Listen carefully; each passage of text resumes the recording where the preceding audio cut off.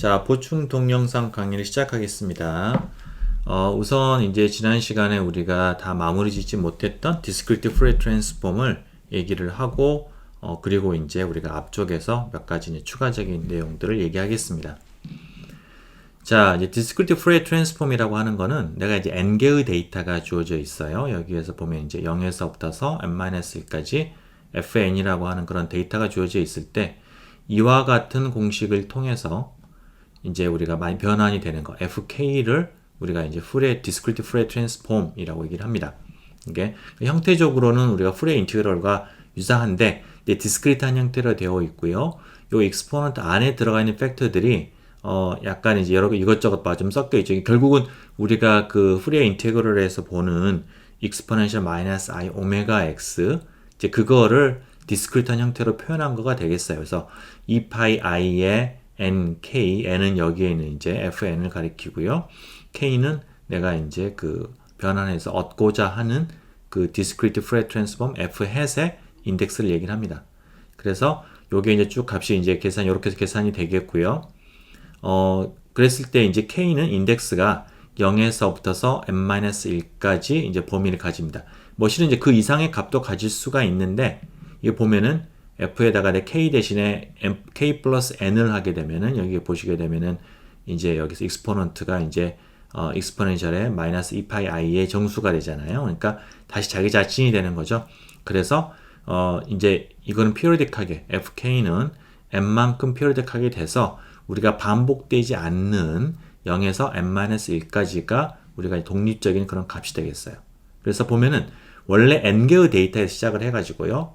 그랬을 때 n개의 데이터가 우리가 얻어지는 거예요. 똑같이 n개 우리가 공평하죠. 자, 이렇게 해서 얻어진 게 Discrete Fourier Transform이 되겠고, 그걸 다시 이제 우리가 비슷한 공식으로 계산을 하는데, 이번에는 k에 대한 썸메이션을 하고요. fk hat을 썸메이션을 하고, 이제 마이너스가 아니라 플러스로, 원래 우리가 인버스 Fourier Transform에서 이제 익스포넌트 위에 이제 플러스가 들어가잖아요. 강조했지만은 그런 형태가 이제 곱해져서 노멀리제이션, 원래 우리가 Fourier 인테그럴을 할 때는 위에다가 이제 루트에 이제 2파이분의 1에 해당이 되는 그런 팩터인데, 그걸 양쪽에 이분하게 우리가 나눠줬었는데, 이거는 이제 디스크리트하게 우리가 포워드 트랜스폼을 할 때는 그 노멀라이즈를 안 하고 이제 거꾸로 돌아갈 때 이제 n분의 1로 노멀라이즈를 해요. 이렇게 하게 되면은 이렇게 해서 계산된 거는 다시 원래의 자기 자신이 되는 거예요. fn이 나오게 됩니다. 그래서 fk hat으로 Fourier transform 했다가 다음 inverse Fourier transform, 자기 자신으로 돌아오는 inverse Fourier transform까지 우리가 정의가 되고요.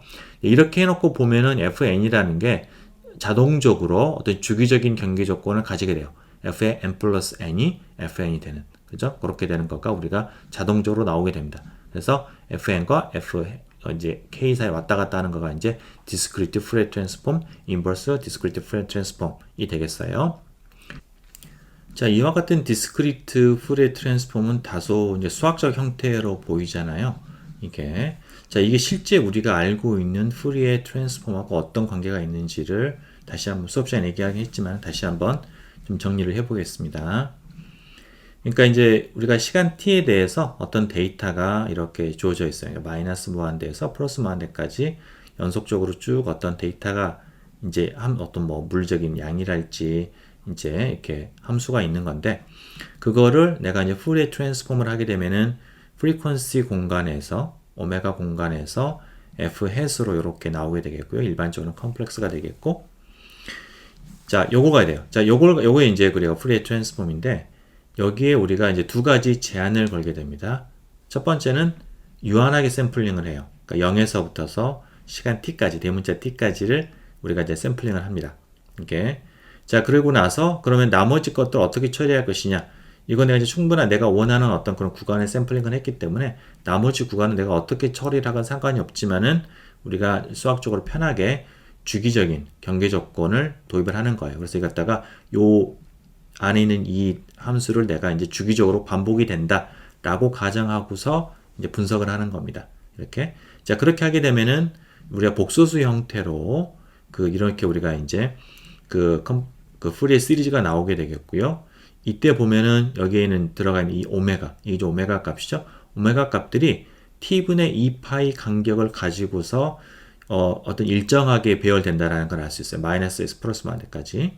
그렇다는 얘기는 내가 이 전체 이 데이터에서 f-햇에서 이거를 내가 디스크리트한 간격이 t분의 2파이만큼 떨어져 있는 그런 원점을 포함을 해서 쭉 일정하게 샘플링을 한다는 얘기입니다. 이게. 자, 근데 여기서 한 가지. 원래는 이제 우리가 풀의 인테그럴은 유한한 함수에 대해서 우리가 이제 그 인테그럴을 하는 거기 때문에 여기 함수 값이 이렇게 있을 텐데, 이걸 풀의 시리즈로 하게 되면은 값이 좀 바뀌어요. 팩터가 바뀌는데, 형태는 동일합니다. 근데 이제 노멀라이제이션 팩터는 달라지니까, 그거는 조금 여기서 유념을 하고요. 어쨌든 간 형태가 같으니까 그 위에다가 바로 내가 이렇게 점을 찍겠어요. 이렇게 쭉 따라가게 됩니다. 이렇게 해서 모든 점이 마이너스 마이너스 플러스 마이너스 모든 점들이 다 이렇게 우리가 샘플링이 된다라는 거예요. 그게 내가 일정한 시간 동안에 샘플링 했기 때문에 나오는 어떤 하나의 제한 혹은 근사가 되겠고요. 자, 그랬을 때 우리가 여기는 델타 오메가가 이제 t분의 2파이다. 그게 이제 이건 앵귤러 프리퀀시니까 그냥 내가 프리퀀시 관점에서는 2파이로 나눠지게 되면 1/t라는 거죠. 자, 그렇다는 얘기는 이게 지금 뭐냐면은 제로는 이제 사실 아무런 의미가 없는 데이터. 제로는 내가 여기 있는 모든 함수값을 다 더한 거가 똑같기 때문에 이제 아무런 의미가 없는 거고요. 그 처음으로 내가 이제 가장 그 작은 주파수, 내가 디텍트 할 수 있는 가장 작은 주파수가 1/t라는 거예요. 그건 내가 얼마만큼 긴 시간 동안을 샘플링을 했냐에 따라서 결정이 된다라는 거죠. 그거는 이제 말이 되죠. 내가 만약에 1초 동안에 샘플링을 했다라고 하면은 그게 2초 동안 변하는 변화를 그걸 내가 감지할 수는 없는 것이죠. 그래서 내가 얼마만큼 긴 시간 동안에 그거를 샘플링을 했느냐가 내가 얼마만큼 낮은 프리퀀시를 샘플링을 낮은 어떤 그런 변화의 그 양을 갖다가 감지할 수 있느냐 라는 거랑 직접적인 연관이 되겠습니다. 이게. 자, 그래요. 자, 그 첫 번째가 이제 우리가 그런 거가 되겠고요. 자, 두 번째로 또 하나 하는 거는 나는 연속한 함수를 샘플링을 할 수도 없고 또 계산도 할 수가 없기 때문에 그걸 일정한 간격을 가지고 내가 샘플링을 하게 됩니다. 자, 그렇다는 얘기는 내가 내가 샘플링한 시간 간격보다 더 빠르게 일어나는 변화는 감지를 못한다는 거예요. 혹은 내가 더욱더 빠른 변화를 감지하려고 하면은 더 촘촘하게 내가 그 샘플링을 해야 된다는 얘기죠. 그죠? 자, 그래서 어쨌거나 유한하게 샘플링을 할 수밖에 없기 때문에 그것 때문에 내가 감지할 수 있는 그 프리퀀시, 변화는 어떤 맥시멈이 있다라는 거고요. 그거가 자연스럽게 어디에서 나오게 되냐면은 내가 디스크리티브 푸리어 트랜스폼을 하게 되면은 이게 위에서 본 것처럼 그 n만큼 내가 더했을 때 그게 다시 자기 자신으로 돌아가게 되는 이제 이런 형태가 되게 됩니다. 자, 그렇다는 얘기는 내가 원래는 이제 검은색 함수였던 거가 그렇게 하지 않고 내가 갖다가 주기적으로 그러니까 n만큼 주기를 가지고서 n 지나면은 다시 자기 자신으로 돌아오는 이런 우리가 피리오딕 함수로 이게 이제 바뀌게 되는 거예요. 이렇게. 자, 그래서 이제 그것 때문에 그렇게 되면은 내가 디텍트 할 수 있는 맥시멈이 이제 어떤 마이너스 오메가하고 플러스 오메가 사이에 이렇게 있게 되고요. 이게 그거가 전체 그 안에 개수가 몇 개냐면 이 안에 들어가는 개수가 n개니까 2배의 오메가 맥스 이 양쪽 이제 구간의 길이가 되겠죠. 그거에다가 그거는 뭐하고 같냐면은 내가 델타 오메가 이 사이의 간격이 지금 이제 포인트와 포인트 사이의 간격이 델타 오메가니까 그거 곱하기 n하고 같게 되고요. 그거는 이제 델타 오메가가 t분의 2파이니까 t분의 2파이 n이 되고 그렇다는 얘기는 오메가 맥스가 t분의 파이 n이 되는 거고 그렇다는 얘기는 이걸 내가 이제 그 프리퀀시로 앵귤러 프리퀀시를 그냥 프리퀀시로 바꿔놓고 보면은 2분의 1의 t분의 n t분의 n은 무엇이냐? 샘플링 프리퀀시죠. 그죠? 그러니까 내가 감지할 수 있는 내가 델타 t만큼 n개만큼 샘플링을 했을 때 시간 동안에 그때 내가 감지할 수 있는 최대의 프리퀀시는 샘플링 프리퀀시의 절반이라는 거예요. 그걸 우리가 나이퀴스트 프리퀀시라고 얘기를 합니다. 자, 그래서 우리가 이렇게 해서 프레 트랜스폼을 한 다음에는 일단 어떤 데이터가 쭉 있으면은 그 프레 트랜스폼을 하고 난 다음에는 거의 우리가 이제 의미를 찾을 때는 그런 식으로 이제 이렇게 쭉 그 값들이 있을 때 거기에서 이제 가장 낮게 우리가 가장 낮게 디텍트하는 프리퀀시는 이제 바로 첫 번째가 되겠고요. 그 제로 다음에 1이 되겠고 그 다음 번에 그 가장 내가 크게 할 수 있는 거는 이제 나이퀴스트 프리퀀시다라는 거가 되겠습니다. 자, 여기에서 이걸 우리가 이제 볼 때 데이터가 실은 이게 보면은 마이너스 플러스 이렇게 나오는 거가 이제 우리가 어떤 정상적인 그런 배열일 텐데, 이게 보면은 우리가 주기적인 경계 조건 때문에, 그거 때문에 실은 우리가 가지고 있는 데이터의 범위는 0에서부터서 n-2까지예요. 그러니까 이쪽으로 쭉 뻗어 있죠. 그죠? 그래서 이쪽 끝이, 오른쪽 끝이 혹은 요거가 최대 프리퀀시가 아니고 그 중간이 최대 프리퀀시가 되게 되는 겁니다. 그래서 순서가 바뀌어 있고요. 이제 그거를 보여주는 거가 이제 다음 그림인데, 예를 들어서 내가 데이터의 개수가 8개였다 라고 하면은 내가 이제 discrete Fourier transform을 해놓고 보면은 이제 값들이 0에서부터서 7까지 쭉 생기는데 각각의 값들이 있고요. 이것들이 의미하는 거는 뭐냐면은 0은 이제 원점에 있는 데이터, 원점에 있는 그냥 의미 없는 데이터인 거죠. 이거는 그냥 전체를 데이터를 다 더한 거예요. 그냥 그게 되고, 첫 번째 F1이 의미하는 거가 요거가 바로 해당이 되는 게 내가 lowest detectable frequency, 그러니까 여기서 말한 이 가장 작은 바로 옆에 거가 지금 여기에 있는 이 F1이 되는 거고요. 그 다음에 이제 F2, F3가 되는 거고, F4가 있고, 그 다음에 이 뒤쪽에 있는 세 개는 원래는 5, 6, 7이지만 이게 의미하는 거는 얘가 여기 있지 않고 이게 이쪽에 있는 거예요. 그러니까 왼쪽에 있는 거를 갖다가 붙여놓은 거죠. 그죠? 그렇다는 얘기는 여기서 보게 되면 실은 F1하고 짝을 이루는 게 요거가 되고, 이게 마이너스 1이 해당이 되는 거고요. 그 N으로 제대로 된 여기서 우리가 이제 여기는 요 범위로 생각을 해보면은 요게 마이너스 2, 마이너스 3이 되는 거고, 가장 높은 프리퀀시는 N이 4일 때가 되는 거예요. 이게 바로 나이퀴스트 프리퀀시가 되는 겁니다. 이게 그래서 이런 식으로 우리가 이제 원래는 이렇게 우리가 데이터를 갖다 이렇게 바꿔가지고 이런 식으로 우리가 하는 거를 reverse wrap around order 라고 얘기를 합니다. 그러니까 원래는 이제 데이터가 이렇게 돼야 되는 거를 내가 이제 그 이렇게 뒤집어 가지고 이쪽으로 가져왔다. 이제 그런 의미가 되겠어요. 자, 그리고 여러분 다음에 이제 그 강의 자료에다가는 내가 예제를 하나를 가져왔는데, 요 교재에서 가져와서 별 영향가가 없는 것 같아서 그냥 요거는 언급하지 않겠고요. 그냥 바로 FFT로 넘어가겠습니다.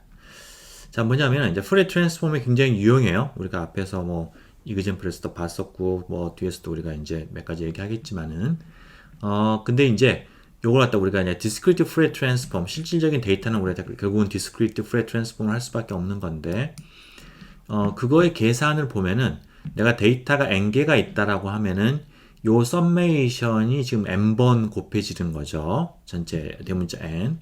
그거를 k를 내가 또 0에서 n-1까지 n번 계산해야 되기 때문에 전체적으로 계산량이 n의 제곱에 비례해서 계산량이 증가하게 됩니다.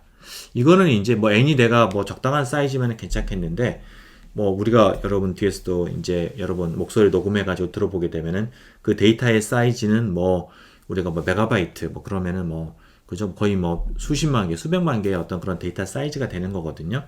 굉장히 큽니다. 그렇기 때문에 이게 n의 제곱으로 비례한다라고 하는 거는 계산량이 굉장히 빠르게 증가하는 거고요. 그건 상당히 우리한테 이제 곤혹스러운 그런 이제 스케일링이 되겠습니다. 자, 여기에 대해서 아주 정말 신이 내린 선물이 하나가 있어요. 이 계산량을 갖다 드라마틱하게 줄여주는 방법인데, 그게 이제 일명 Fast Fourier Transform, FFT라고 얘기합니다. 이건 결국 이제 Discrete Fourier Transform을 하는 건데, 그거를 굉장히 컴퓨터적으로 빠르게 이제 컴퓨터 아키텍처를 이용을 해가지고 빠르게 계산하는 건데요. 자세한 얘기는 안 할게요. 자세한 얘기는 여러분 그 내 홈페이지에 그 강의 중에서 요런 강의 Introduction to Electronic Structure Calculation이라고 하는 강의에서 16강의 36분을 보면은 언급이 좀 더 되어 있어요. 근데 하여튼 아주 간단하게 얘기를 하면은 이제 이거는 우리가 Fourier 트랜스폼을 갖다가 쪼개는 거예요.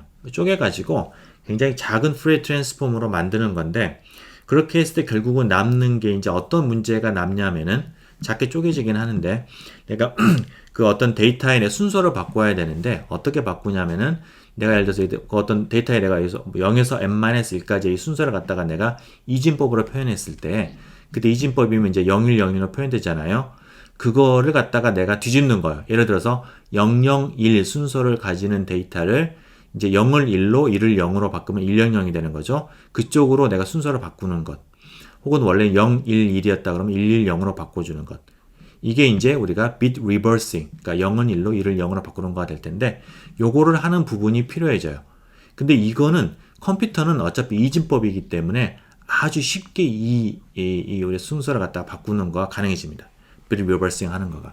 그래서 이 부분이 아주 시간이 단축이 되면서 전체적인 계산이 줄어들게 되는 이제 그런 메커니즘이고요.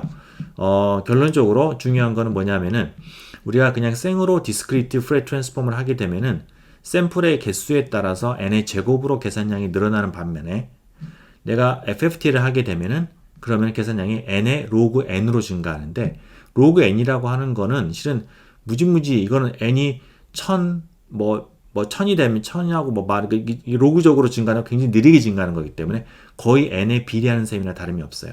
그래서 샘플 개수가 늘어날수록 그 둘 사이의 계산량의 차이는 너무너무 크게 나게 되는 겁니다.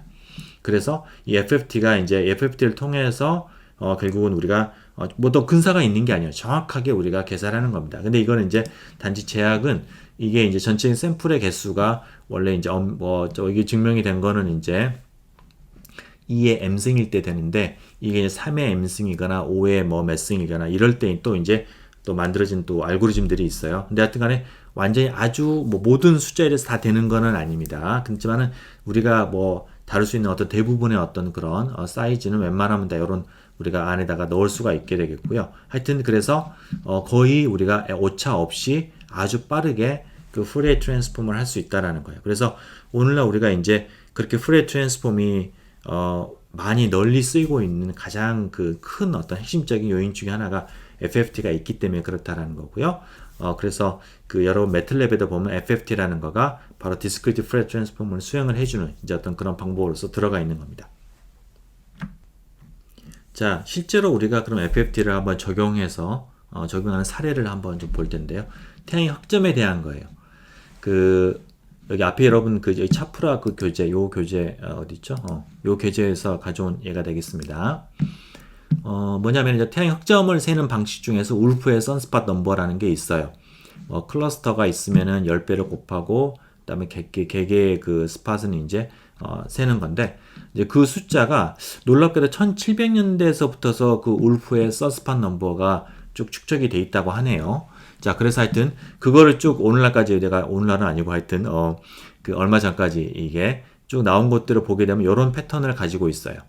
자, 그래서 이걸 보면 어떤 주기성이 있다라는 게 눈에 띄죠. 완벽한 어떤 사인이나 코사인 함수는 아니지만은 어떤 일정한 주기로 이렇게 우리가 오르락 내리락 하는 걸 갖다가 볼 수가 있겠고요. 요 주기가 이제 그 울프가 결정하기로는 이제 11.1년 이제 그 1년으로 우리가 추산을 했는데 요걸 갖다 프리 어널리시스를 통해서 실제로 요 주기가 11.1년이라고 하는 거를 한번 백업을 해봐라 라는 거가 이제 예시가 되겠습니다. 자, 이걸 우리가 이제 그 프레 트랜스폼을 통해서 그걸 이제 분석을 할 텐데요. 결국은 이제 이 데이터를 디스크리트하게 매년 우리가 얻어져 있는 이 데이터를 프레 트랜스폼을 해서 가장 그 강도가 센 어떤 프리퀀시를 우리가 읽으면 되겠죠. 그게 바로 이제 우리가 가장 여기서 우리가 보는 가장 그 명확한 그 어떤 패턴을 주는 그런 프리퀀시가 될 거예요. 자, 그 데이터에는 매틀랩의 선스팟이라고 하는 sunspot.dat라고 하는 것에 그냥 디폴트로 내장이 되어 있습니다. 그래서 로드에 sunspot.dat 하면은 이제 sunspot이라고 하는 그런 변수의 첫 번째 컬럼의 연도, 두 번째 컬럼에 이제 그 흑점의 개수가 들어가 있어요. 그래서 그 데이터를 갖다가 이제 베리어블을 어사인을 하게 되겠고요. 그 다음에 이제 전체의 그 이어의 랭스를 하게 되면은 전체 몇 년 동안의 데이터가 되는지 288년이 되겠고요. 그게 결국은 우리가 앞에서 말한 뭐냐면 샘플 개수 n이 되겠어요. 우리가 앞에서 여기로 가보면은 이 샘플 개수 n에 해당이 되는 거가 여기에서의 지금 288년이 되는 것입니다. 자, 그 다음에 이제 여기는 우리가 이제 넘버, 여기에 이제 우리가 데이터가 들어가 있는 거죠. 그러면은 거기에다가 우리가 그 넘버, 프레 트랜스폼 FFT를 하게 되면 이게 우리가 디스크리트 프레 트랜스폼을 빠르게 하는 거라고 그랬죠. FFT를 하게 되면은 그럼 바로 F라는 거에 우리가 이 프레 트랜스폼 된 F 헤드 있죠. 요거가 바로 저장이 되는 거예요. 요 계산을 통해서 바로 여기 저장이 되는 겁니다. 이거는 일반적으로 복소수라고 하는 거 여러분 잊지 마시고요. 자, 그럼 F가 이제 프레 트랜스폼 된 데이터가 되는데, 자, 이걸 그림을 그려보는 거예요. 그림을 그리는데, 이제 복수수기 때문에 그거의 절대값 제곱이 우리가 spectral density가 됐죠. 앞으로 가보면 거기 데이터가 이게 있겠죠. 스펙트럴 덴시티가 우리가 이제 그 절대값 제곱이니까 그 절대값 제곱을 여기서 우리가 이제 계산하기 위해서 저기서 제곱 빼고 그냥 앱솔루트 값만 하겠습니다. 이게 복소수기 때문에 ABS 앱솔루트 펑션을 쓰게 되면은 그 복소수에 우리가 절대값 실수부 제곱 더하기 허수부 제곱의 루트를 취한 거 그게 이제 값이 얻어지게 되겠고요. 그걸 우리가 이제 그 동그라미와 실선으로 표시를 하는 겁니다. 자, 그림을 그리게 되면 요게 이렇게 나와요. 이런 식으로 이제 이렇게 쭉 데이터가 이제 288개의 데이터가 1번부터 쭉 해지게 되고요. 이게 보면은 어때요? 중간을 기점으로 해서 좌우가 대칭이죠. 그죠? 자, 그 이유는 알겠어요? 뭐냐면 이게 넘버가 실수기 때문에 내가 좌우가 지금 컴플렉스 컨주게이션, 그러니까 오메가와 요 오른쪽 부분이 담당하는 거는 원래 프리퀀시 도메인에서 마이너스 오메가 쪽이고요. 그렇기 때문에 중간을 기점으로 요게 이제 우리가 마이너스 오메가인데 그게 실수인 경우에는 두 개가 서로 켤레복소수 관계에 있는 거고요. 그래서 절대값 취하게 되면은 같은 값을 가지게 됩니다. 그래서 데이터가 실수기 때문에 내가 절대값을 취해서 보게 되면은 완전히 좌우가 대칭인 그런 형태로 나타나게 되는 것이죠. 여기서 우리가 이제 의미가 있는 건 다시 말하면 이 한쪽, 요쪽이 우리가 이제 혹은 있죠. 이 두 쪽이 의미가 있게 되겠고요. 요걸 갖다가 우리가 이제 그 이쪽 부분을 가져와서 보면은 여기에서 지금 이제 맥시멈이 되는 것. 물론 이제 첫 번째 거가 맥시멈이 되는데 그건 아무 의미가 없어요. 그건 전체 데이터를 쭉 다 더한 거기 때문에 의미가 없는 거고 유한한 값 중에서 이 첫 번째가 아닌 다른 것들에서 가장 맥시멈이 되는 거가 요 근처가 되죠. 그럼 그 부분을 좀 확대를 해서 보면은요. 그러면은 요런 식으로 이게 몇 번째가 맥시멈이냐면은 27번째가 맥시멈이 되는 걸 알 수 있어요.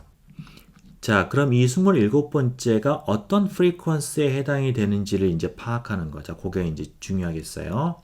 자, 그럼 이걸 잘 봐야 되는데, 지금 뭐냐면 데이터가 지금 여기서부터 27번째잖아요. 그러면 이게 써져 있는 거는 여기 원래 우리 위에 걸로 가보면은 이걸로 얘기를 하면 이게 지금 첫 번째가 되는 거고, 두 번째, 세 번째 이렇게 되는 거예요.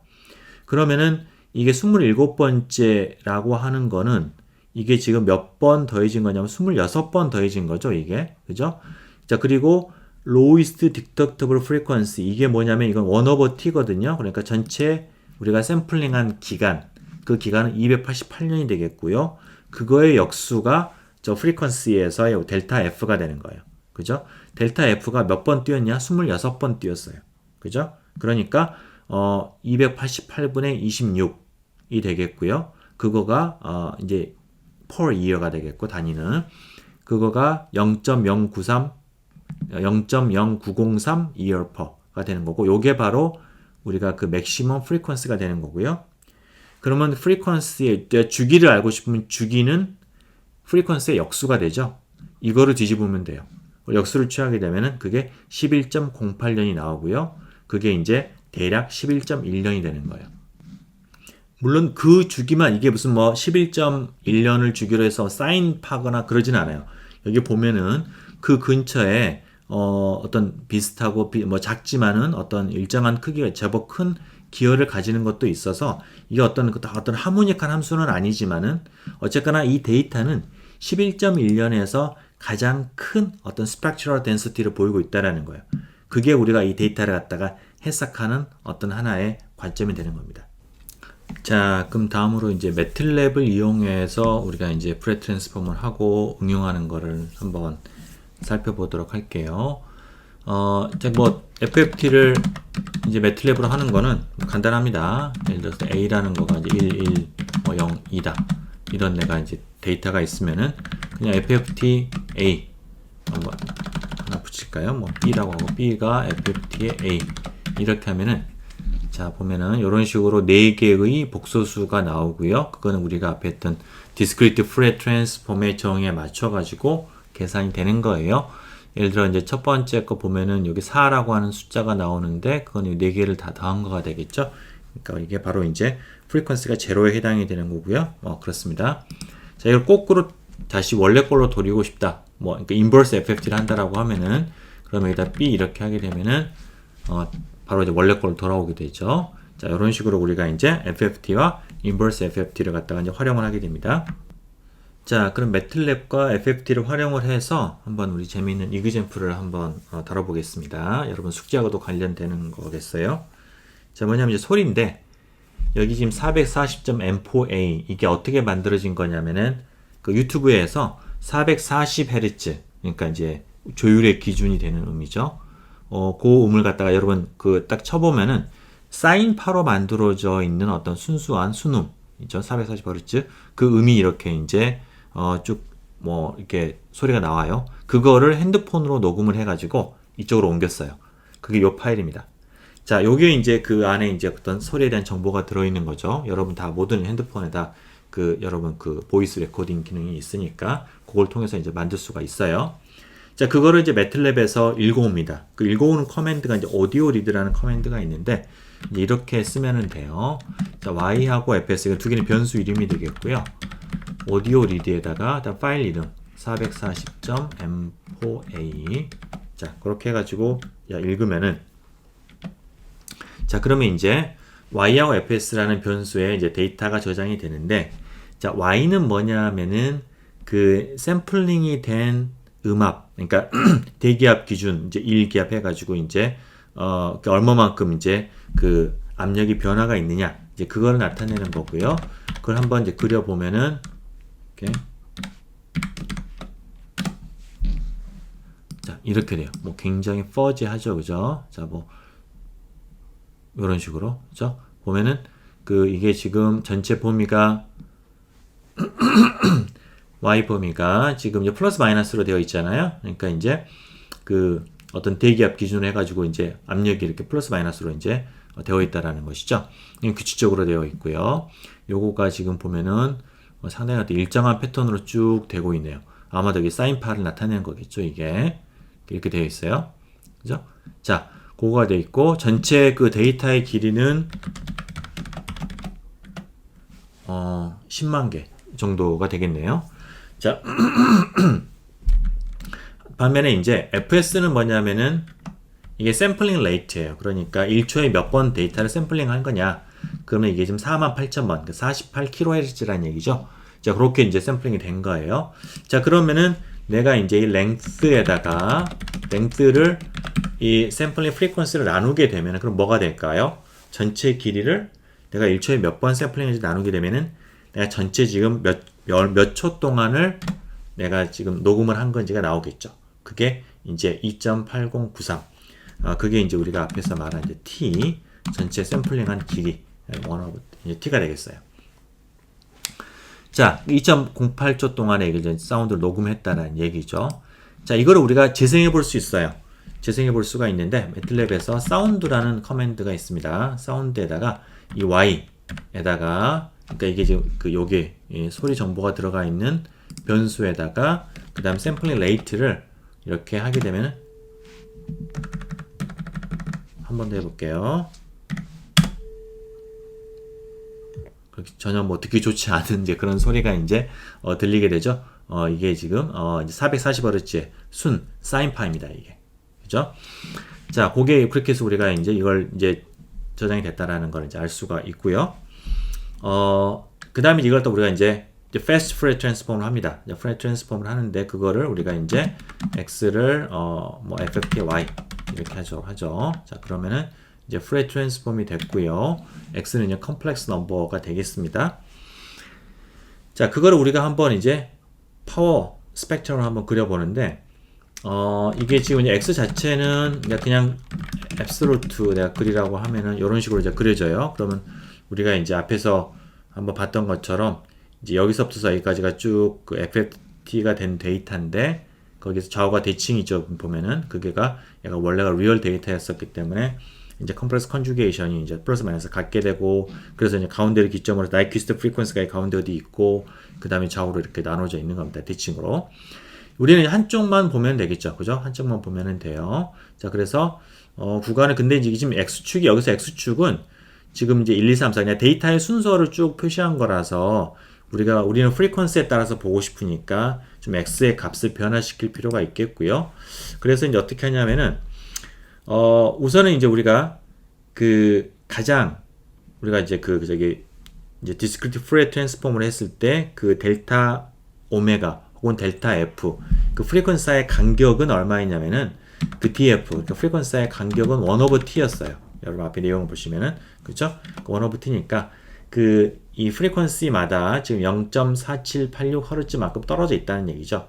자 그러면은 내가 이걸 표시할 때 순서대로 하지 말고 X축을 F를 하나 만들어 주는데 1에서부터서 length y 그러니까 전체 데이터의 길이 만큼의 정수를 자연수를 쭉 만들어 주고 그 다음에 거기에다가 이제 1을 빼고요.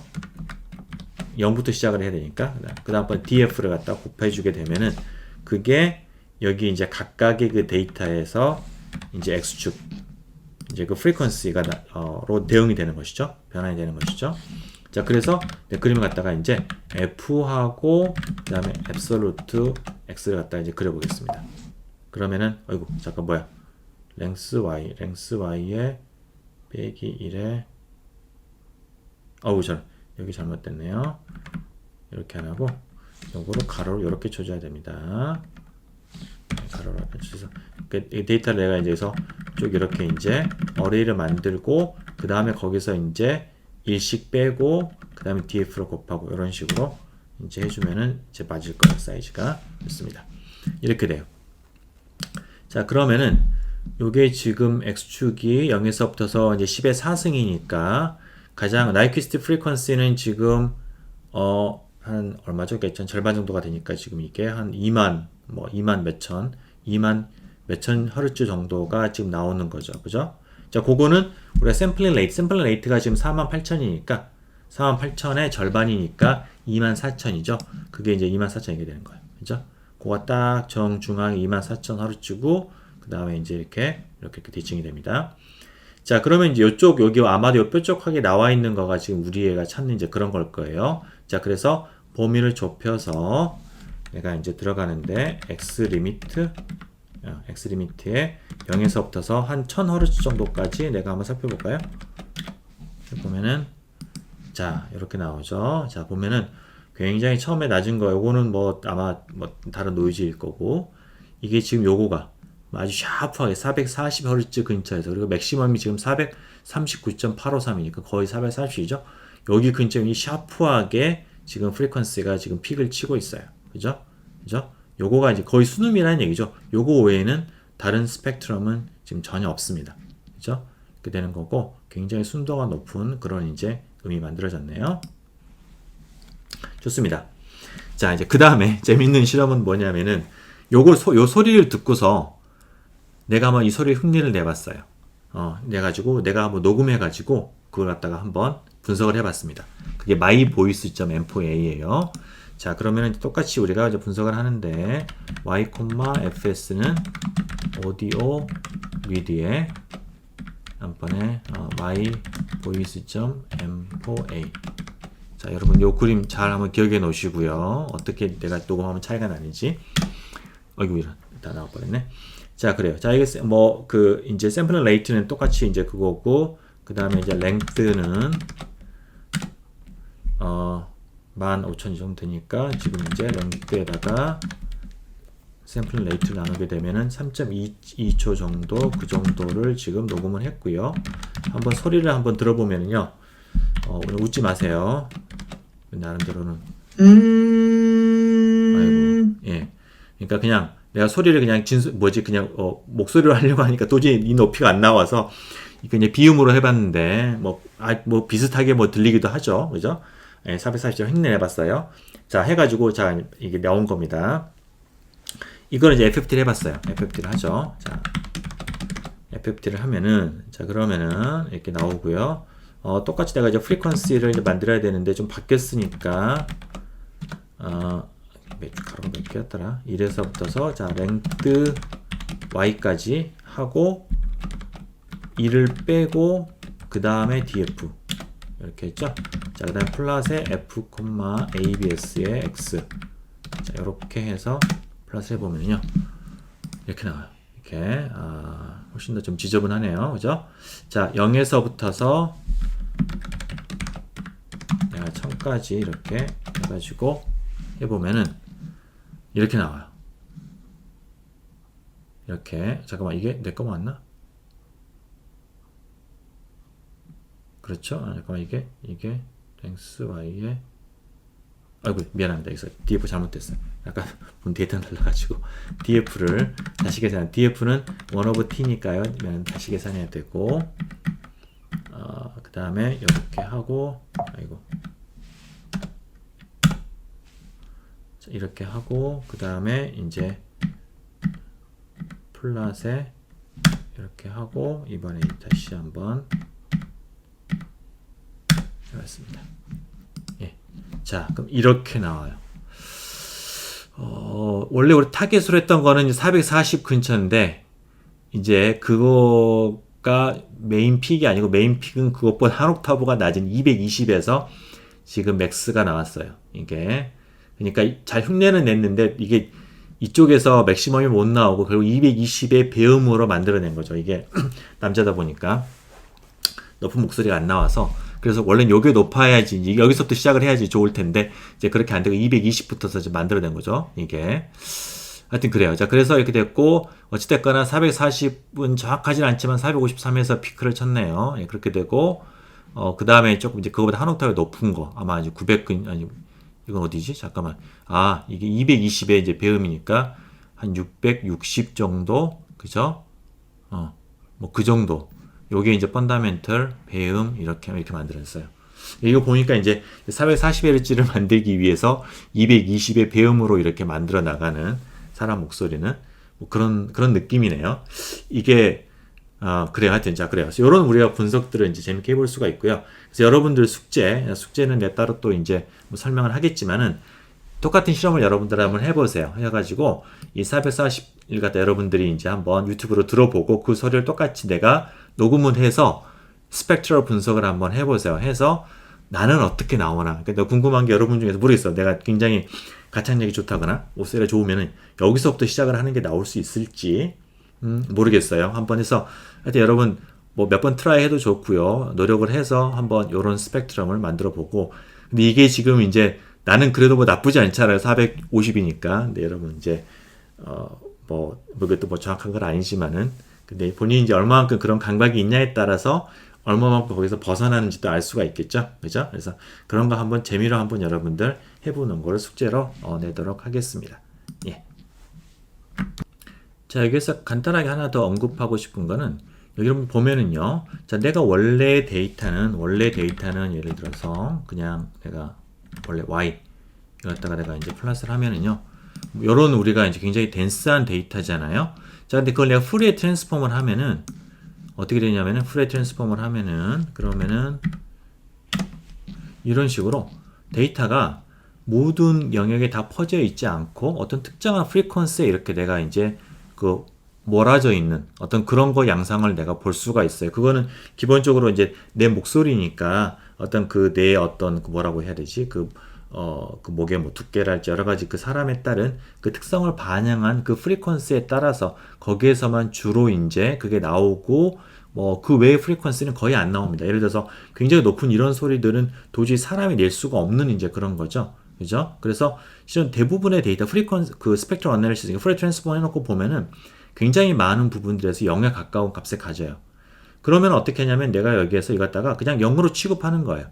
0으로 취급하면은 데이터가 전체 내가 저장해야 될 데이터의 양이 훨씬 줄어들게 되겠죠. 그죠? 그런데 그거를 내가 설령 0으로 놓더라도 그걸 내가 다시 그냥 원래 걸로 0으로 놓고 저장 안 하고 나중에 그냥 0이라고 생각을 하고서 놓고서 인버스 프레 트랜스폼을 하게 되면은 원래 내 목소리와 완전히 같지는 않지만은 거의 비슷한 소리가 나는 거예요. 그게 바로 이제 데이터 컴프레션의 그 우리가 데이터 압축의 가장 기본적인 원리가 됩니다.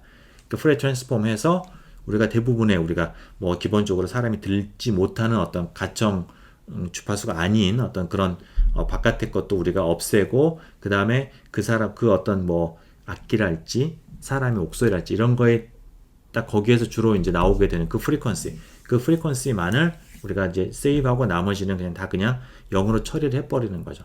그렇죠? 그렇게 하더라도 원래 목소리가 원래 소리가 잘 보존되는 것입니다. 자, 그 다음으로 이제 우리가 좀 앞쪽으로 쭉 가서 앞에서부터서 우리가 좀 빠뜨렸던 내용들 몇 가지 보충을 하겠습니다. 첫 번째는 이제 컴플렉스 프리의 시리즈가 되겠는데요.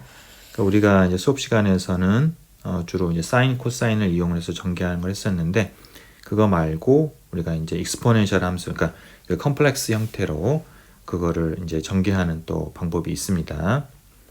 자, 이제 그걸 보면은 이제 스톰 리우블레 프로블럼에서 시작을 하는데요. 우리가 앞에 수업 시간에 이제 풀었던 내용인데 y2 프라임이 마이너스 람다 y 이런 이제 스톰 리우블레 프로블럼에서 파이하고 마이너스 파이가 이어지는 그런 주기적 경계 조건, 그러니까 2파이 주기를 가지고 있는 거죠. 자, 그런 경계 조건에서 우리가 문제를 푼다라고 하면은 람다가 이제 마이너스 y제곱 마이너스 값을 가지는 경우, 이제 그 경우에는 우리가 또 경계 조건이 만족이 안 되고요. 람다가 양의 값만을 가져야 된다라는 거였었고, 거기에서부터 이제 y가 코사인이나 사인 누 x, 그 다음번에 이 경계 조건을 대입을 하면은 사인 누 파이가 0이 된다. 그로부터 누가 이제 정수다라는 걸 우리가 유도를 했었어요. 자, 근데 이걸 해를 쓸 때 우리가 코사인 사인을 쓰지 않고 익스포넨셜 i 누 x 쓸 수도 있어요. 이렇게 하면 이것도 마찬가지로 대입을 했을 때 만족을 합니다. 그렇죠? 이게 i 누가 밖으로 나와서 마이너스 람다 제곱이 되죠. 자, 그럼 이것도 이제 우리가 밸리드한 형태라는 거고, 여기다가 우리가 경계 조건을 대입을 합니다. 그래서 x 대신 x 플러스 2파이를 대입을 하면은 이게 원래 거랑 같다. 그러면 자동으로 미분을 해도 이제 마찬가지로 성립이 되겠죠. 그러면은 여기에서 요게 이제 상쇄가 되고 남는 거는 익스포넨셜의 2파이 i 누가 1이다. 다시 말하면 누가 임의의 정수다라는 거예요. 그죠? 다시 말하면 이제 이렇게 해서 모아진 익스포넨셜 i 누 x, 여기 누는 이제 혹은 뭐 임의의 정수가 되겠고요. 그런 것들은 이 스톰 리우블레 프로블럼에 우리가 유효한 해가 되고, 어떤 우리가 이런 경계 조건을 만족을 하는 유효한 해가 되고, 그런 것들이 컴플리트한 오토고날 셋을 이룬다라는 거예요. 그래서 마찬가지로 우리가 이제 그 L2 함수를 갖다가 전개할 수가 있다라는 거, 이제 그런 거가 되는 거죠. 직교한다라는 거를 우리가 익스플리시트하게 한번 계산해 볼 수가 있어요. 뭐냐면 내적을 계산하는 건데, 우리가 이제 수업 시간에 했던 건 내적을 할 때는 이제 내적을 하면은 그게 우리가 웨이트 펑션에다가 f하고 g를 곱해서 적분을 했었잖아요. 요거는 함수들이 우리가 실수일 때 이제 그렇게 되는 거고요. 만약에 이게 일반적으로 복소수가 되면은 복소수 함수끼리의 복소수 함수의 내적은 여기에다가 한쪽에다가 f에다가 우리가 컴플렉스 컨주게이션을 붙여야 돼요. 그래서 적분하는 거가 이 복수 함수에서의 그 내적의 정의가 됩니다. 그래서 우리가 여기는 이제 이 함수들을 어소나티를 체크를 할 때는 이 왼쪽에다가 컴플렉스 컨주게이션을 하고 그리고 적분을 해야 돼요. 자, 이렇게 해서 보면은 이제 이게 익스포넨셜의 i의 n-m이 되죠. 그리고 이걸 적분을 하면은 n하고 m이 같으면은 0이 되면은 2파이가 나오고요.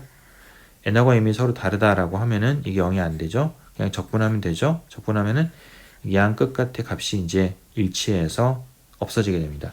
그죠? 그래서 결론적으로 요 적분은 2파이에 그다음에 n하고 m이 같을 때만 살아난다는 거죠.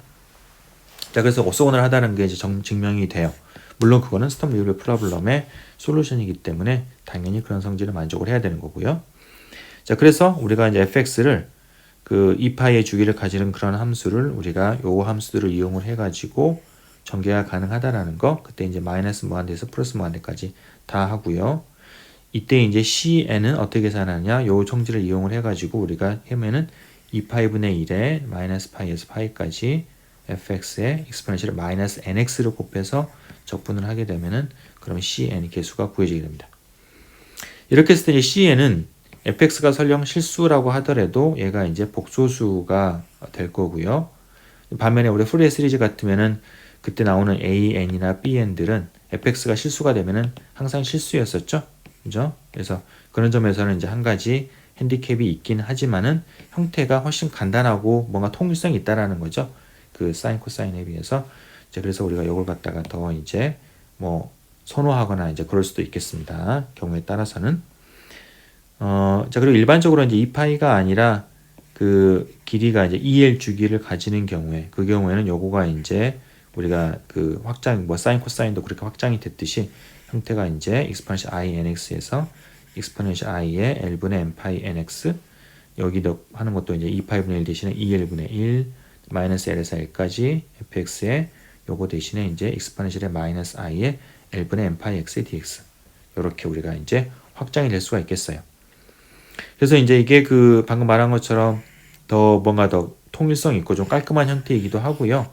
많은 경우에 이제 프리 시리즈를 이제 그 계산해 보면은 익스포넨셜 함수가 들어가 있는 거가 사인 코사인 들어가면은 일단은 부분적분 해야 되고 복잡하잖아요.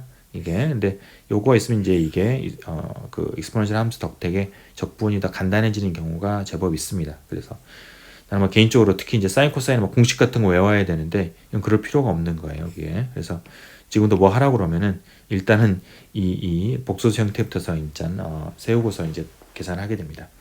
여러분들 참고로 알아두면은 좋을 것 같아요. 자, 우리가 앞에서 다른 내용은 전부 다 이제 1차원 얘기였었어요. 그러니까 이제 주기적인 함수인데 그게 1차원 x라는 변수에서 이제 주기적인 함수인데 이게 이제 그 2차원 내지는 3차원일 때는 과연 어떻게 될 것이냐. 그게 뭐 뭔 얘기처럼 들릴지 모르지만은 실은 우리 재료공학에서 가장 핵심적인 주제가 이제 거기에 연관이 돼요. 바로 크리스탈이죠. 그죠? 크리스탈이라고 하는 거는 원자들이 3차원으로 주기적으로 배열된 거가 그게 결정 구조가 돼요. 예를 들어서 FCC다라고 하면은 이와 같이 우리가 이제 뭐 큐빅 방향으로 혹은 이제 우리 뭐죠? 그 페이스 센터 방향으로 이제 벡터를 이동을 했을 때 그게 다 똑같다라는 거죠. 그죠? 그래서 아마 여러분들 결정학 시간에 이제 그걸 배웠을 거라고 생각이 되는데 이제 내가 어떤 그 레티스 벡터 A1, A2, A3에 대해서 어디에 정수를 곱해서 임의의 그 R 벡터를 만든 다음에 그만큼 이동을 했을 때 이게 동일하다라는 거죠. 그죠? 이 시스템이. 자, 그래서 이게 3차원 주기적인 구조라는 거예요. 크리스탈이라고 하는 거는. 그리고 그 주기성은 바로 이제 이 레티스 벡터로 대변되는 거죠. 마치 우리가 1차원에서 EL만큼의 주기가 있었듯이 3차원에서는 A1, A2, A3 이 세 개의 벡터가 그런 주기성을 대표하는 겁니다. 그래서 결국 크리스탈은 그런 레티스 벡터에다가 그 안에 어떤 원자들이 얹어져 있느냐를 나타내는 베이시스 애텀 그 두 가지로 결국 크리스탈은 결정이 되게 되는 거죠. 자, 크리스탈이 이렇게 주기적인 그런 원자들의 분포를 가지고 있음으로 인해서 그 안에서 우리가 국소적으로 정의하는 물리적인 양들 예를 들어서 대표적으로 전자 밀도 이런 것들이 그 똑같은 이 크리스탈과 동일한 주기를 가져야 돼요. 뭐 그거는 명확하죠. 이게 지금 완전히 우리가 구별이 안 되기 때문에 어떤 원자 주변에 우리가 그 어떤 전자의 밀도 뭐 분포라고 하는 거는 그건 다 비슷비슷해 또 동일해야 될 거고요. 그렇기 때문에 전자 밀도 또한 레티스하고 동일한 그런 우리가 분포를 가지게 그런 주기성을 가지게 되는 겁니다. 그래서 어떤 함수가 있고 그 함수는 우리가 3차원적인 어떤 그런 주기적인 구조를 가지고 있는 경우예요. 자, 그렇게 했을 때 우리가 그걸 어떻게 그러면은 이제 푸리에 시리즈로 전개할 거냐. 마치 우리가 1차원 주기적인 구조를 푸리에 시리즈로 전개했듯이 마찬가지로 3차원 데이터, 주기적인 데이터도 우리가 어떤 그런 푸리에 시리즈로 전개하는 게 가능합니다. 자, 그걸 위해서 우리가 먼저 정의하는 거는 소위 reciprocal lattice, reciprocal space, 뭐 k-space 이런 거가 되겠는데 아마 여러분들 결정학에서 배웠을 거라고 생각하고 그냥 읽고 넘어갈게요. 뭐냐면은 어떤 내가 레티스 벡터 A1, A2, A3가 있으면은 그러면은 내가 reciprocal lattice 벡터라고 하는 거를 벡터에 이제 우리가 그 외적과 그 다음에 여기 분모 우리가 이제 수업 시간에 배웠던 것처럼 이게 이제 트리플 스칼라 프로덕트잖아요. 세 벡터로 이루어져 있는 그 이제 그 레티스의 볼륨이 되겠죠. 그 유닛셀의 볼륨이 되겠죠. 이제 그런 것들을 나눈 거가 이게 바로 reciprocal lattice 벡터가 되는데 그 reciprocal lattice 벡터가 이렇게 전개하는 이 포인트들이 있어요. M1 각각에다가 M1, M2, M3 임의의 정수를 곱해서 나오는 그런 어떤 벡터들의 조합. 그게 이제 우리가 reciprocal lattice라고 하는 건데 그래서 예를 들어서 우리가 큐빅이다라고 하면은 한 그 큐빅 구조 실 공간에서 한 변의 길이가 a인 그런 큐빅은 reciprocal space에서는 a분의 2파인 큐빅 구조가 되고요. FCC는 reciprocal은 BCC가 되고 뭐 그런 관계를 여러분들이 배웠을 거예요. 자, 그럼 우리가 푸리의 관점에서 이 같은 reciprocal lattice가 이제 활용이 되는 건데 뭐냐면은 그 어떤 함수가 R의 어떤 그런 주기성을 가지고 있다라고 하면은 그러면은 이 함수가 뭘로 전개가 되냐면은 exponential의 i의 g 곱하기 r. 여기서 g는 여기는 reciprocal lattice 포인트들이에요. 이게 그런 것들이 이제 뭐 무수히 많겠죠. 그런 것들이 이게 3차원이니까 m1, m2, m3가 각각의 이제 마이너스 뭐한대에서 플러스 뭐한대까지의 임의의 정수가 독립적인 정수가 되는 거고요. 그런 것들을 여기다가 exponent 안에다가 곱해서 이제 r과 곱해가지고 내적을 취하고 i를 곱해가지고 더한 거 이런 거가 전개가 가능하다. 여기 있는 ag가 이제 프리의 코에피션트가 되는 것이죠. 자, 요렇게 이제 된다라는 거예요. 자, 이게 여러분들 뭐 멀게 뭐 이제 그렇게 된다고만 이제 언급을 이제 하고요. 요게 근데 이제 뭐 되게 뭐 1차원과 달리 보일지 모르지만은 이게 실은 같은 1차원도 요 형태에서 나올 수가 있어요. 자, 그걸 얘기를 하면은 자, 1차원이다라고 하면은 1차원에서 내가 레티스 파라미터가 이제 L이다라고 하면은 이게 레티스가 이제 L만큼 떨어져 있다라는 거죠. 자, 그럼 그거의 reciprocal space는 L분의 2파이만큼 떨어져 있어요. 자, 이런 1차원을 우리가 reciprocal lattice를 구하고 싶으면은 여기에서 이제 우리가 그 A1 말고 이제 A2나 A3를 갖다가 우리가 이제 그 Y하고 Z 방향으로 하고서 고정해 놓고 이제 구하면 이제 구해집니다. 자, 그래서 하여튼 그 1차원에서 K 스페이스가 L분의 2파이만큼 떨어진 그런 격차점인데 자, 원래 우리가 앞에서 방금 전에 했던 그 컴플렉스 형태 EL만큼의 주기가 있을 때 그 함수를 컴플렉스 형태로 전개하는 거가 이렇게 됐었어요. CN의 exponential i의 L분의 n 파이 x의 이제 n이 마이너스 1 플러스 1까지인데 지금 우리는 L만큼 주기가 되어 있잖아요. 그럼 EL 대신에 이제 L을 대입을 해야 되겠죠. 그러면은 이제 2분의 L을 갖다가 대입을 하는 거니까 여기에서 요거가 exponential i의 L분의 2n 파이 x로 바뀌게 돼요. 자, 여기 있는 이 안에 들어가 있는 이게 뭐냐면은 L분의 2n 파이가 L분의 2파이 곱하기 정수잖아요. 요 포인트들이에요. L분의 2파이, L분의 4파이, 제로, 마이너스 1분의 2파이, 마이너스 1분의 4파이. 그 포인트들을 여기에 모아놓은 거가 됩니다. 그거 곱하기 위치가 돼요. 그죠? 자, 그거가, 그래서 1차원도 이런 동일한 형태로 우리가 표현이 되는 거에 특수한 어떤 경우가 되겠고요. 일반적으로 2차원, 3차원이 되면은 여기에서 이제 우리가 그 익스포넌트 하는 요 역할을 하는 거가 뭐냐면은 바로 reciprocal lattice가 된다라는 거. 그래서 그냥 내가 reciprocal lattice를 구한 다음에 그걸로 전개를 하면 됩니다. 여러분들이 아마 결정학에서 이런 관계된 내용이 좀 일부 나올 것 같아서 좀 연결을 짓고자 언급을 했습니다. 자, 그 다음으로 우리가 매틀랩을 이용해서 푸리에 시리즈를 이제 비주얼라이즈 하는 거를 한번 보여드리겠습니다. 예로 드는 거는 여러분 수업 시간에 했던 그 sawtooth wave x 플러스 파이를 이제 마이너스 파이하고 파이까지 이렇게 쭉 피리드하게 돼 있는 거를 푸리에 전개한 거, 요 표현식이 되겠는데요. 요거를 이제 한번 우리가 이제 푸리에 직접 비주얼라이즈 해가지고 그렇게 모양이 비슷하게 가는지 살펴보겠습니다. 자, 그걸 하려고 하면은 우선은 이제 x의 범위를 정해야 되고요. 여기에서 잡은 거는 마이너스 2파이에서 2파이까지 0.01 간격으로 x 포인트 제너레이션을 해요. 그 다음에 이제 f가 처음에 상수항이 있죠. 이제 사이즈를 맞춰야 되니까 파이에다가 여기는 x 이 어레이를 갖다가 영승을 하면 이제 값이 1이 되는 거니까 파이를 갖다 곱해서 이제 f를 갖다가 파이를 만들어 주고요. 그 다음에는 내가 이제 맥시멈 최대 어디까지 썸메이션 할 것이냐, 여기는 n. 자, n을 갖다가 내가 이제 n max로 지정을 하고, 그 다음에는 요 안에 있는 합을 내가 이제 룹을 통해서 포룹을 통해서 계산을 합니다. 그래서 n이 1에서 n max까지 갈 때 f는 f 플러스 여기 있는 거에 2배의 여기 이 팩터에다가 여기 고선에 나와 있죠. sin nx를 곱해서 다 더하고 마지막으로 이제 x하고 f를 이렇게 내가 이제 그거 그려주면 되겠어요. 그죠? 자, 여기에서 자, 그러면 이제 한번 내가 n max가 5니까 한번 이제 그림을 그려보면은 이렇게 나오네요. 그죠? 그래서 이제 여기서 그죠? sawtooth potential이 나오고요. 지금 5개밖에 안 되니까 뭐 그럴 듯하긴 하지만은 상당히 좀 차이가 있겠고요. 이거를 내가 뭐 그다음 100개 자, 이렇게 해가지고 딱 그려보면은 훨씬 더 그럴듯하네요. 약간 여기서 이제 우리가 깁스 피나라고 얘기했었죠. 불륜속점에서 튀는 거. 자, 그거를 제외하고서는 뭐 굉장히 거의 sawtooth potential에 가깝고요. 한번 과감하게 1000개 하게 되면은 전개하고서 실행을 하게 되면은 이제 거의 이제 점점점 그 우리가 깁스 피노메나 나타나는 그 영역이 점점 좁아져요. 없어지진 않는데 그 좁아지기 때문에 우리가 어떤 간격으로 샘플링을 했을 때 어느 점에선가는 그냥 사라지게 돼 있죠. 그죠? 그래서 이제 우리가 원했던 그런 모양이 거의 그대로 나오게 된다라는 거. 그죠? 그러니까 사인 함수와 같이 부드럽게 변하는 함수들을 계속 중첩을 해가지고 급격하게 변하는 걸 만들 수 있다라는 거가 상당히 이제 놀라운 거죠. 그죠?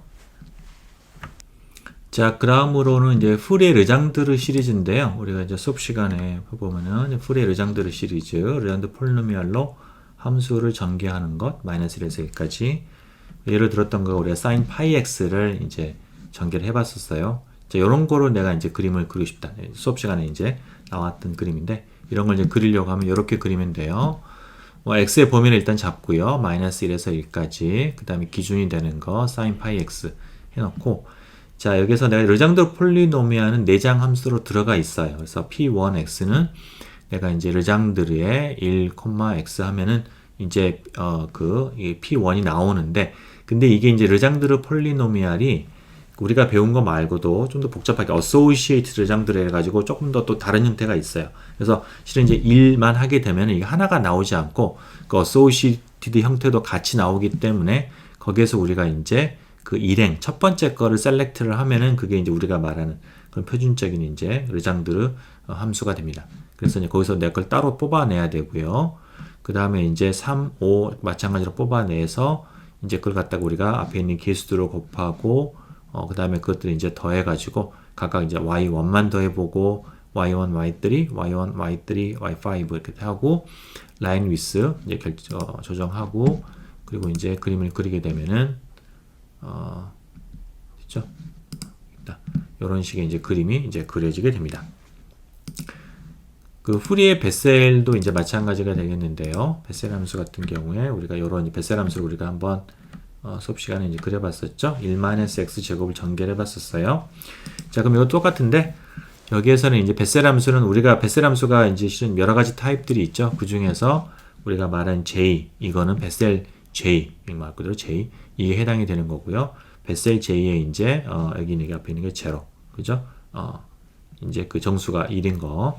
자, 그거에 대해서 우리가 사용을 하는 겁니다. 그래서 제로를 하고 뒤쪽에다가 쭉 동일하게 우리가 입력을 해주고 개수 곱하고 똑같이 그림을 그리게 되면은 그럼 마찬가지로 우리가 이제 봤던 그런 그림들이 이렇게 나오게 돼요. 그죠? 자, 그래서 이런 식으로 우리가 뭐 이제 푸리에 시리즈건 아니면 푸리에 베셀, 푸리에 르장드르 우리가 필요하다고 하면은 수치적으로 우리가 뭐 그래 계산해 가지고 비주얼라이즈 해볼 수가 있습니다. 자, 그리고 우리가 이제 수업 시간에 셀프 어드조인트 폼에 대해서 배웠었죠. 그러니까 이제 이게 호모지니어스 미분 방정식이 이런 형태로 써지게 되면 그걸 우리 셀프 어드조인트 폼이라고 그랬는데 그리고 이제 그게 스톰 리블레 프로블럼을 정의하고 이제 그거의 해가 어떤 이제 우리 컴플리트 시리즈가 된다라는 거. 자, 여기에서 이제 보면 여기 형태가 이제 py 프라임 더하기 p 프라임 y 프라임 돼 있어서 특수하게 보일지는 모르지만요. 대부분의 전부일지는 모르겠는데 그 이게 선형 호모지니어스 상미방 같은 경우에 요게 지금 항상 이런 형태로 우리가 바꿀 수가 있습니다.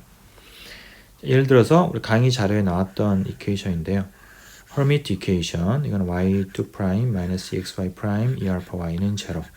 근데 이제 x가 구간이 이제 전 구간이 되겠고요. 그러니까 싱글러 스톰 리블레 프로블럼이 되겠죠. 요게 보면은 요 개수를 보면은 지금 요거는 y 프라임 앞에 붙어 있는 거가 여기 있는 거예요. y2 프라임 앞에 있는 거에 미분이어야 되잖아요. 여기는 2를 미분하면 빵인데 뭐 그렇게 되어 있지 않죠?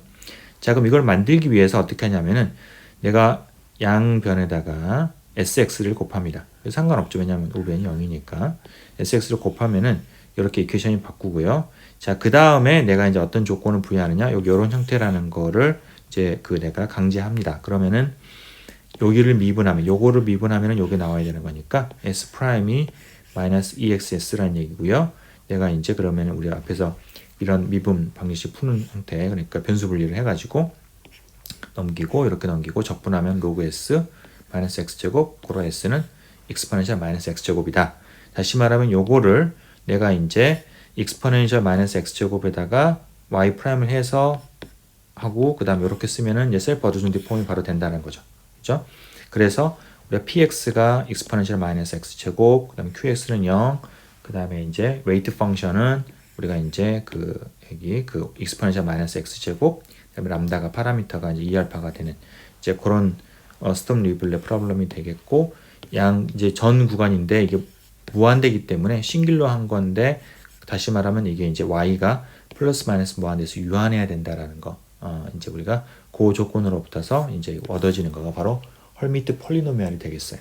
자, 그래서 그 외에도 뭐 다른 우리가 수업시간 다른 형태도 보면은 결국은 우리가 뭐 그냥 직관적으로 하는 게 아니라 요렇게 s를 곱해가지고 요 조건을 부여를 하게 되면은, 그러면은 그 우리 강의 자료에 나왔던 그런 우리가 이제 셀프 어드조인트 폼을 다 얻을 수가 있습니다.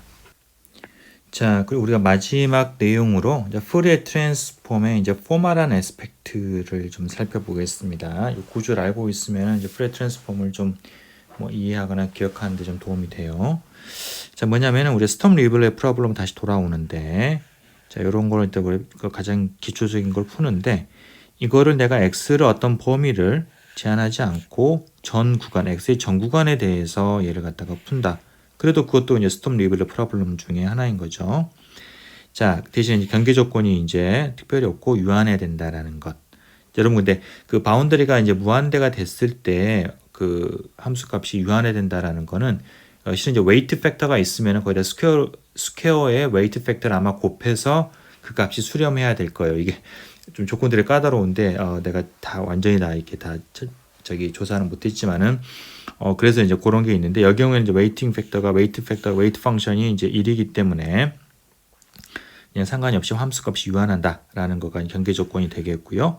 자, 똑같이 우리가 이제 푸는데, 이제 람다가 마찬가지로 음수가 되면은 발산하는 플러스나 마이너스, 익스포넨셜 마이너스 뭐 kx가 되면은 이게 지금 뭐 이게 여기 플러스나 마이너스 둘 중에 하나에서는 반드시 발산하게 되어 있으니까 마찬가지로 안 되고, 가능한 거는 이제 람다가 오메가 제곱이 돼서 사인 혹은 코사인 함수, 혹은 이제 우리가 좀 더 수학적으로 표현한 exponential i 오메가 x, 이런 거가 가능하겠고요.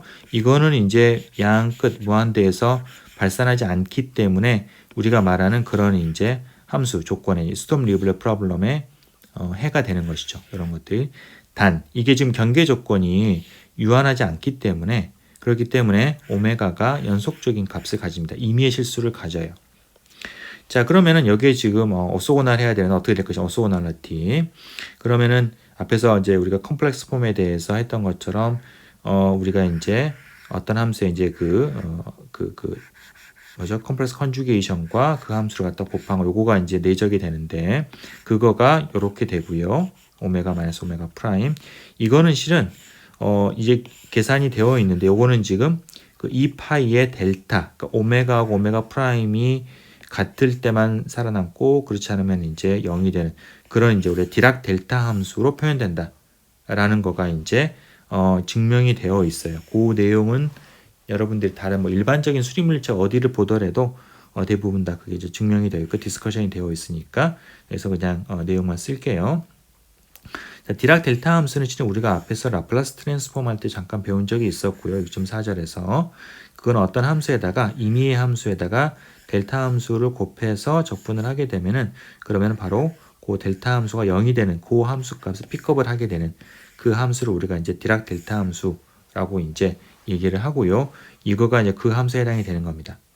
혹은 조금 더 이제 간단하게는 마이너스 플러스 만대까지 익스포넨셜 i 오메가 x를 dx로 적분을 하면은 그게 2파이의 델타 디락 그 오메가에 대한 디락 델타 펑션이 된다라는 거. 이게 요거로도 우리가 이제 여기서 이제 오메가 대신에 오메가 마이너스 오메가 프라임이 들어왔을 뿐이죠. 자, 그래서 이런 것들은 이제 이미 우리가 이제 증명이 되어 있고요. 우리가 스톰 리블레 띠오렘과 일치하는 그런 결과가 되겠습니다. 자, 그러면 마치 우리가 프리 시리즈를 전개를 하듯이 어떤 임의의 함수를 우리가 이제 이와 같은 이제 사인 시리즈 전개하듯이 익스포넨셜 i 오메가 x들이 얘네들이 이제 오소고날하고 컴플리트하니까 그걸로 내가 어떤 그 선형 결합으로 임의의 어떤 계수곱의 선형 결합으로 표현할 수가 있고요. 그게 바로 프리의 인테그럴에 해당이 되는 거겠어요, 실은. 이게.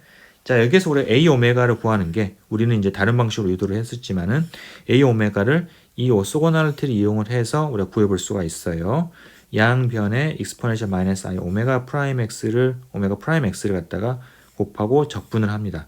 그러면은 여기에서 이제 요거 항이 나오고요. 여기에 대한 적분은 여기 바깥에 이제 x에 대한 적분을 먼저 하게 되면은 요 결과에 의해서 그게 이제 델타의 오메가 마이너스 오메가 프라임 2파이의 델타의 오메가 마이너스 오메가 프라임이 되고요.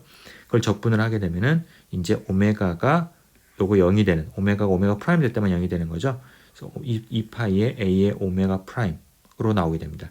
그래서 이제 내가 프라임을 없애게 되면은 a 오메가는 2파이분의 1에 다음번에 이런 식으로 계산이 되고요. 이게 이제 우리가 보면 여러분들 이제 y 우리가 프레 트랜스폼 y랑 프레 트랜스폼 공식에다가 살짝 팩터만 바꾼 이제 그런 거가 되겠어요. 그게 이제 여기서 이제 이런 식으로 나올 수가 있죠. 다른 방식으로 우리가 이제 유도를 해본 겁니다. 자, 그 다음에 우리가 저희 스펙트럴 덴시티 얘기할 때 한번 썼던 공식인데요. 어떤 함수의 우리 시그널 혹은 함수의 절대값 제곱을 모든 구간에서 다 우리가 적분한 것. 그게 이제 우리가 토탈 에너지 어떤 시스템에라고 우리가 정의를 이제 하는데 그거를 계산해 보면은 y의 절대값 제곱은 컴플렉스 컨주게이션을 갖다 곱해서 적분하는 거고요. 컴플렉스 컨주게이션 y가 지금 우리가 여기에서 이렇게 공식이 주어져 있으니까 y에다가 여기 a를 넣고서 컴플렉스 컨주게이션 해보면은 a는 a 스타 그 다음에 익스포넨셜 마이너스 i 오메가가 나올 거고요. 그 다음에 이쪽에다가는 이제 그냥 y가 이쪽으로 들어가게 되겠고요. 그렇죠? 그렇습니다. 자, 여기서 이제 우리가 두 개 변수를 구별하기 위해서 프라임 오메가 이렇게 구별을 했고요. 자, 마찬가지로 여기서 우리가 이제 x에 대한 적분을 먼저 해요. 요거를 해서 먼저 적분을 하면은 그게 바로 델타 함수가 되고요.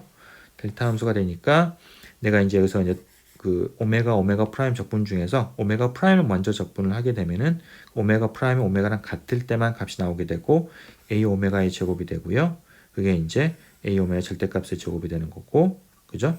그 다음에 이제 a가 이렇게 되는 거니까 바로 이게 y, y의 프리에 트랜스폼의 절대값 제곱을 그냥 적분하고 똑같다라는 거.